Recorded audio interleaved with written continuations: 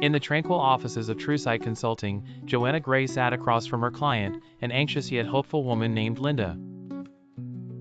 Linda had a peculiar problem, one more suited for an animal behaviorist than a business consultant, but cases involving Edgar Cayce's old texts always landed on Joanna's desk.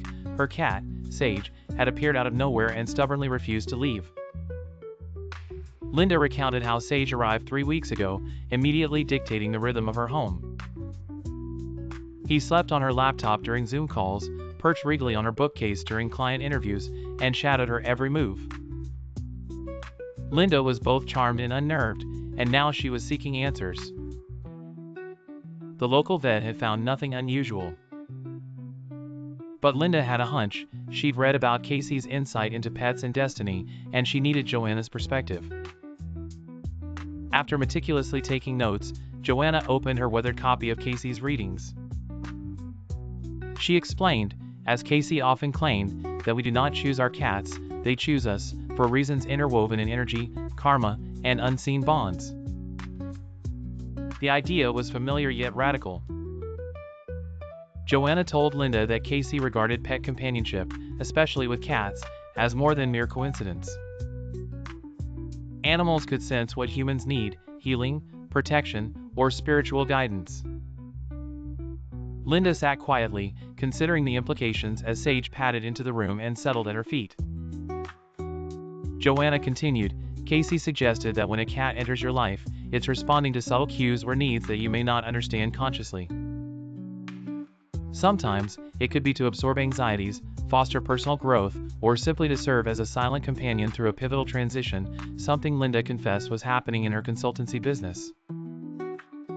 Intrigued, Joanna proposed a simple experiment rooted in Cayce's methods: keep a journal of Sage's behavior for the next 2 weeks, especially any moments that coincided with Linda's thoughts, moods, or business decisions.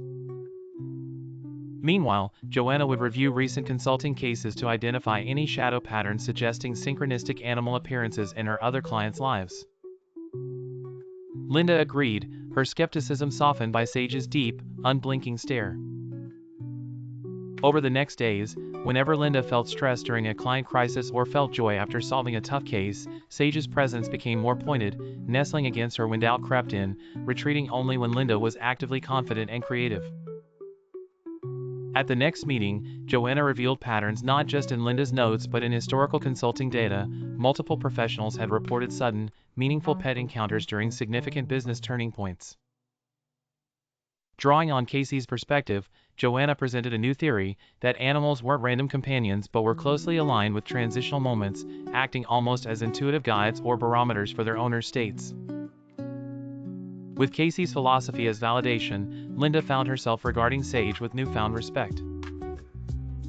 The consulting world had seen countless models for predicting market shifts, but none for the strange, supportive synchronicity of the right animal at the right time. As Linda left the office, Sage in tow, both seemed visibly lighter.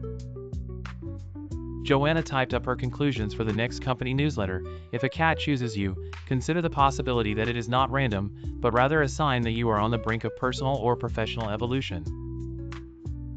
The unseen truth Cayce unveiled is this: sometimes, the right guide has fur, a tail, and an old soul's gaze.